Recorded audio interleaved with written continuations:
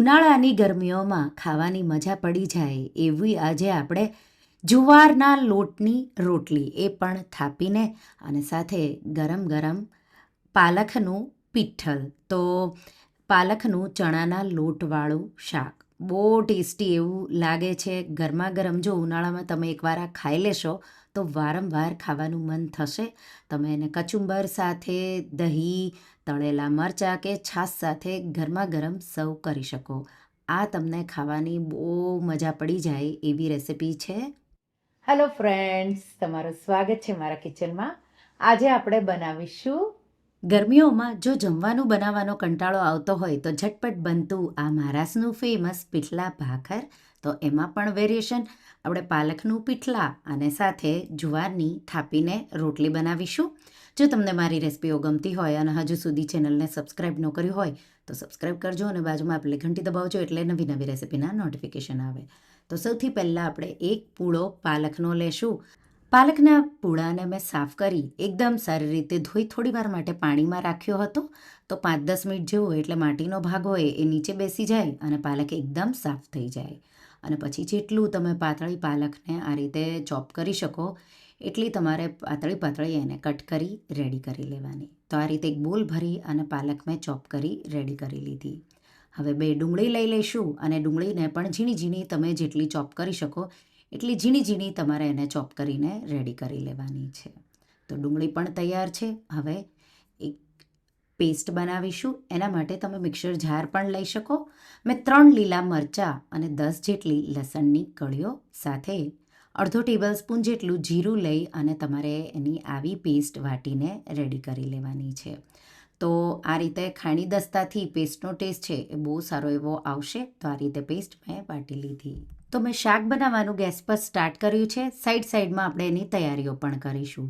તો 1 વાટકી ભરી મેં ચણાનો લોટ લીધો. તો તમારે જેટલું પીઠલા બનાવવું એ રીતે વાટકીનું માપ લેવાનું. જે વાટકી ભરી તમે ચણાનો એટલે કે બેસન લીધો હોય એ જ વાટકી ભરી અને અહીંયા તમારે પાણી ઉમેરવાનું છે. તો અહીંયા મેં 1 કપ ભરી તો જે વાટકીથી બેસન લીધો એ 1 વાટકી ભરી મેં પાણી ઉમેર્યું અને એકદમ સારી રીતે આપણે ગાંઠા ન રહે એ રીતે એને મિક્સ કરતું જવાનું છે.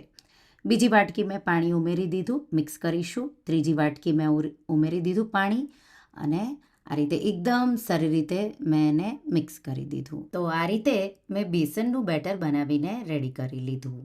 હવે પીઠલાનો વઘાર કરવા માટે હું ઘી લઈ રહી છું. તમે તેલ પણ લઈ શકો. 2 થી 3 ટીસ્પૂન જેટલી રાઈ ઉમેરીશું અને રાઈને ફૂટવા દઈશું. જેવી રાઈ ફૂટી જાય એટલે 1/4 ટીસ્પૂન જેટલી હિંગ અને 10 થી 15 જેટલા મીઠા લીમડાના પાન ઉમેરીશું. તો એનાથી બહુ સારો એવો ફ્લેવર આવશે. સાથે વાટેલી પેસ્ટ તો લીલા મરચાં, લસણ અને જીરુંની પેસ્ટ મેં ઉમેરી અને આપણે એને 1 મિનિટ જેવું મીડિયમ ફ્લેમ પર સાતળી લઈશું. સારી રીતે સતળાઈ ગયું. હવે આપણે એમાં અડધી ટીસ્પૂન જેટલી હળદર ઉમેરીશું અને ડુંગળી. તો 2 આપણે ડુંગળી જે કટ કરી હતી એ મેં ઉમેરી દીધી. મિક્સ કરીશું અને હવે ડુંગળીને એકદમ સારી રીતે સાતળી લેવાની છે. તો એનો કલર બદલાય, સાથે હલકી ગોલ્ડન જેવો કલર આવે ત્યાં સુધી, ડુંગળીની મીઠાશ આવે ત્યાં સુધી તમારે ડુંગળીને સાતળવાની છે.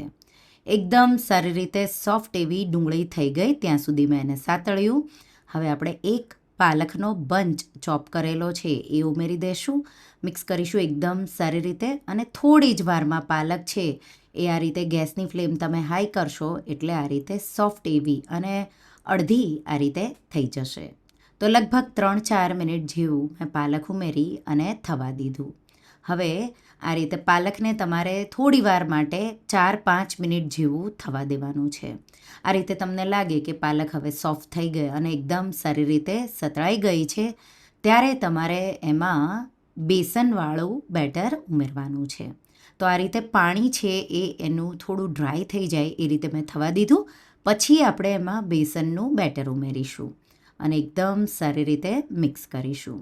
હવે આપણે એને 10 મિનિટ જેવું થવા દેવાનું છે. વચ્ચે તમારે મિક્સ કરતું રહેવાનું છે અને અડધો ટેબલ સ્પૂન જેટલું મીઠું કે પછી સ્વાદ પ્રમાણે મીઠું ઉમેરીશું. અત્યારે પાણી જેવું બેટર છે એ થીક ચમચામાં રેડાય એવું બેટર થઈ જશે. અહીંયા મેં 5 મિનિટ જેવું થવા દીધું. 5 મિનિટ પછી તમારે એને મિક્સ કરવાનું. જ્યારે ઢાંકો એટલે ગેસની ફ્લેમ લો જ રાખવાની અને 10થી 15 મિનિટ જેવું ટાઈમ લાગશે. તો આ રીતે એ લો ફ્લેમ પર થતું હતું ત્યાં સુધીમાં સાઈડમાં મેં જુવારની રોટલી કે મહારાષ્ટ્રમાં એને જુવારની ભાખરી કહેવાય છે એ બનાવી લીધી છે. 1 કપ ભરી મેં જુવારનો લોટ અને એમાં થોડું મીઠું ઉમેર્યું છે. જુવારની ભાખરી છે એ ટિપ્સ અને ટ્રિક્સ સાથે બનાવીશું. ફ્રેશ જુવારનો લોટ લેવાનો છે, પેકેટવાળો લ્યો તો તમારે ગરમ પાણીથી લોટ બાંધવાનો છે. અહીંયા ફ્રેશ મેં દળાવેલો જ લીધો છે. જે વાટકી ભરી જુવારનો લોટ લીધો એ જ વાટકી ભરી અને મેં પાણી લીધું છે. થોડું પાણી આ રીતે તમારે લેતા જવાનું છે, છાંટતા જવાનું અને લોટને તમારે મિક્સ કરતો જવાનું. અહીંયા એ ખાસ ધ્યાન રાખવાનું, એકસાથે બધું પાણી નથી ઉમેરવાનું. તો આ પણ ટિપ્સ છે. ધીરે ધીરે પાણી રેડતા જવાનું છે અને જેમ સૂકો લોટ તમને દેખાય એ રીતે મિક્સ કરતું જવાનું છે. લોટ તમે જોઈ શકો છો આ રીતે મેં બાંધી દીધો છે. અહીંયા તમને જે મેં લોટ લીધો એ વાટકીથી પાણી લીધું તો એમાંથી 1/4 વાટકી જેટલું પાણી બચી ગયું છે. હવે લોટને આપણે ખૂબ જ સારી રીતે 3-4 મિનિટ જેવો મસળી લેવાનો છે. સારી રીતે મસળવો ખૂબ જ જરૂરી છે. તો મેં એને મસળ્યો અને આટલા લોટમાંથી તમે 3 લુવા એકસરખા રેડી કરવાના છે. આ રીતે લુવા સ્મૂધ એવા જેવો તમે સારો મસળો એટલે સ્મૂધ એવા થશે. પછી હલકું પાણી લગાવીશું અને આ રીતે તમારે લુવાને શેપ આપવાનો છે. તો આ રીતે મેં આપી દીધો. હવે પાટલી લઈ લઈશું, એના પર જુવારનો લોટ આ રીતે ફેલાવીશું.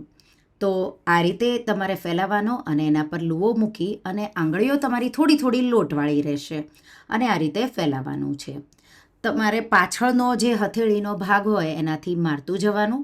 તમને લાગે કે હવે ફરતું નથી અને આ રીતે ધીમું ફરે ત્યારે તમારે નીચે પણ લોટ ચેક કરવાનો અને ઉપરની સાઈડ આંગળીઓને પણ હલકી તમારે એને લોટવાળી કરવાની. તો આ રીતે એ ખૂબ ધ્યાન રાખવાનું. પછી 2 હથેળીઓને મેં આ રીતે તમે જોઈ શકો છો થોડી લોટવાળી કરી અને પછી પાછું તમારે હવે હથેળીનો ઉપરનો ભાગ છે એ લેવાનો છે અને પછી 2 હથેળીઓને તમારે આ રીતે મારતા જઈ ફેરવતા જવાનો. તો આ રીતે તમારી જુવારની રોટલી કે જુવારનો તમે ભાખરી પણ કહી શકો. થોડી પ્રેક્ટિસની જરૂર પડશે, પછી ઇઝીલી તમે બનાવી શકશો અને એકદમ હળવા હાથે તમારે એને આગળનો ભાગ નીચે રહે એ રીતે ઉપાડી લેવાનું. હજી એક હું તમને બતાવી દઈશ. તો અહીંયા હથેળીનો ઉપરના ભાગથી મેં એને આ રીતે થાપી અને સાઈડના હાથથી તમારે એનો ગોળ શેપ રહે એટલા માટે તમારે એને એ રીતે થાપવાની છે. તો એકદમ ઇઝીલી પછી આ રીતે તમારે હાથમાં લઈ લેવાની. હાથમાં લઈ લો એટલે તવો મેં ગરમ કરવા મૂકી દીધો હતો. સ્લો ફ્લેમ હોય ત્યારે તમારે એને આ રીતે જુવારની રોટલી નાખવાની, હાઈ ફ્લેમ કરી દેવાનું અને આ રીતે પાણી લગાડી દેવાનું સારી રીતે, એટલે પાછળની સાઈડ ક્રેક્સ ના આવે અને કડક પણ રોટલી ના બને. હાઈ ફ્લેમ પર લગભગ 1 મિનિટ જેવું તમારે એને થવા દેવાનું. હવે જે રીતે આપણે રોટલી શેકીએ એ જ રીતે હાઈ ફ્લેમ કરીને 2 સાઈડ કાચું પાકું શેકી લેવાનું છે.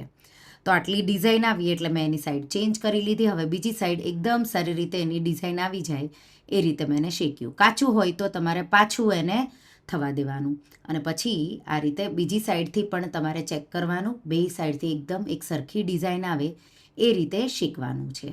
આ રીતે શેકાઈ જાય એટલે ગેસની ફ્લેમ તમે હાઈ રાખશો એટલે રોટલી તમારી ફૂલી જશે. પહેલી રોટલી છે એ મારે નથી ફૂલી, બીજી ત્રીજી 2 રોટલીઓ ફૂલી છે.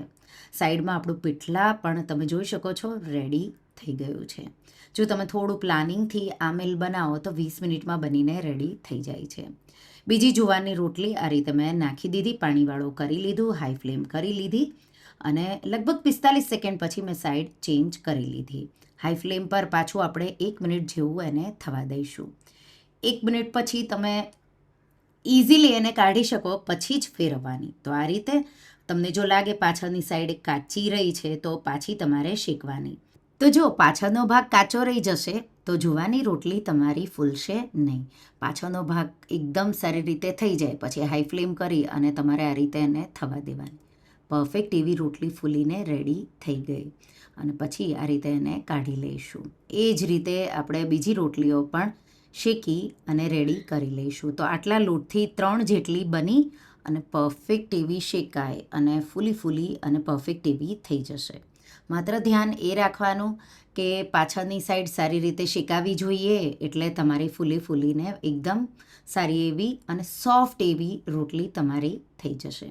તો મહારાષ્ટ્રમાં આને જુવારની ભાખરી કહે છે, પણ આ એક એટલે બહુ ઇનફ એવી છે. તમે જો 4 લોકો હોય તો માત્ર 4 તમારે બનાવવાની.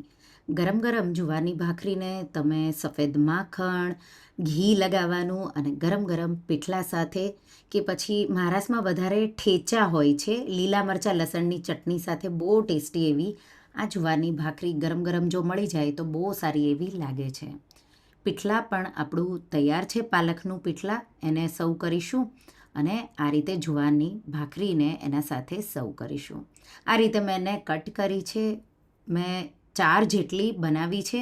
આ રીતે તમે જોઈ શકો છો, પરફેક્ટ એવી એના પડ પણ છૂટા પડ્યા છે. તો જો ઘરમાં કોઈને જુવારની રોટલો ન ભાવતો હોય તો આ રીતે તમે એની રોટલી પણ બનાવી શકો. સાથે મેં થોડા તળેલા મરચાં રેડી કર્યા છે. તમે એને ઠેચા, દહીં અને સાલડ સાથે ગરમા ગરમ સર્વ કરો. તો મહારાષ્ટ્રમાં પૂનામાં તો બહુ ફેમસ એવી આ ડિશ છે. ખાસ કરી ઉનાળામાં, વરસાદની સિઝનમાં કે ઠંડીમાં પણ આ ખાવાની બહુ જ મજા પડે છે. તો એકવાર રેસીપી તમે જરૂરથી ટ્રાય કરજો. તો તમને આ રેસીપી કેવી લાગી મને કમેન્ટમાં જરૂરથી જણાવજો. અને હા, જો રેસીપી ગમી હોય તો વિડીયોને લાઇક કરજો, શેર કરજો અને મારા ચેનલને સબસ્ક્રાઈબ કરજો. અને આવી જ નવી રેસીપીઓ માટે તમે બેલ આઇકોન બટનને પ્રેસ કરજો. Thank you for watching.